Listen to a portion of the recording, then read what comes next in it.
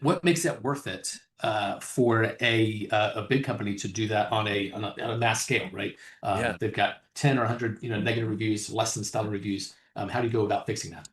Yeah, so really what we look at is we do, they can come in and we obviously do an evaluation of what their services or what their products are.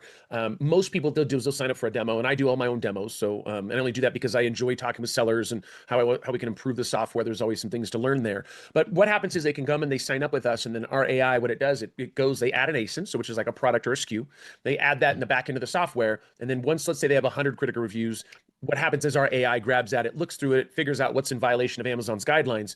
If it is not in violation of Amazon's guidelines, we don't touch them. So we put those reviews aside. We Okay. only focus on the ones that have the most egregious ones, as I told you, like the F word, something like that, mention exact pricing, FBA related stuff, but it's a broken box or a broken product. That's an Amazon thing. Once again, not a product thing.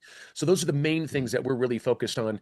And if you're a big company, obviously we have some really huge clients. It really just depends. They can activate and deactivate any of their products at any time. So if they run Mhm. out of inventory, they can do that. There's so many different things. And we also monitor. That was one thing that we learned over doing this for the last 5.5 years is monitoring ASINs is really important. So what that means is when Right. you activate a product with us, now we monitor it moving forward, which can be really Mhm. big if it's right before Prime Day or Christmas or whenever all the sales come in. Somebody comes and attacks you. Our system detects that, and then we manually file cases on the client's behalf to be able to, once because we don't want them to drop down and what we call the BSR bestseller ranking, which you want to get as close as you can to one being number one in any Sure. category, and then we want the star rating to be able to stay above, at least a 4.0, hopefully a 4.3, 4.8 would be awesome. Kind of keep Okay. them head in that direction.